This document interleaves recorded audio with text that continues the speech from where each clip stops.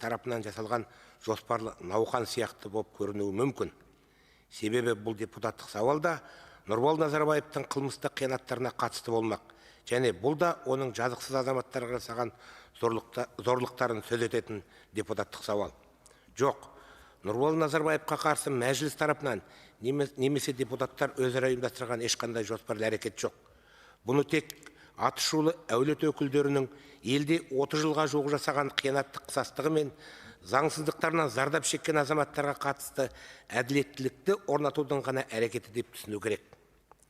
Тиісті мемлекеттік органдарда осы депутаттық сауалдарда қозғалған мәселелерге әділеттілікті қалыптастыруға деген ықыласты және табанды ұстанымға берік болуы тиіс деп есептейміз. Егер мүдделі құқық қорғау органдары азаматтар атынан жолданған көз жасқа толы өтініштерді жылы жауап қоятын болса, бұны президент Тоқаевтың әділетті Қазақстанды қалыптастыру бастамасына қарсы жасалған нақақ қастық деп түсіну керек. Менің депутаттық құзыретіме жүгініп, Нұрбол Назарбаевтың бизнесті рейдерлік жолмен тартып алу әрекеттеріне қатысты бұған дейін де бірнеше өтініш келіп түскен. Олардың бір қатарын бұрында мен жазбаша түрде бас прокурордың атына жолдағам.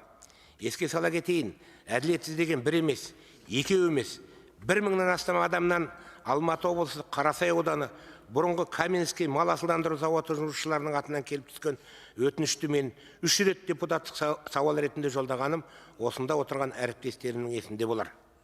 Мықтының арты диірмен тартады дегендей, ағасын арқаланған Нұрбол Назарбаев бүкіл бір кеңшар жұмысшыларының жекешелендіруге берілген 9000 гектардан астам жер үлесін тартып алғаны жөніндегі менің депутаттық сауалым бас прокурордың алдында да сөз болған еді. Бірақ одан әділетке лайық нәтиже болмады.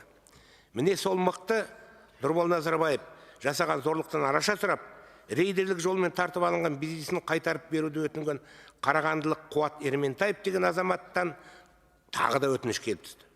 Бұл жігіт сол рейдерлік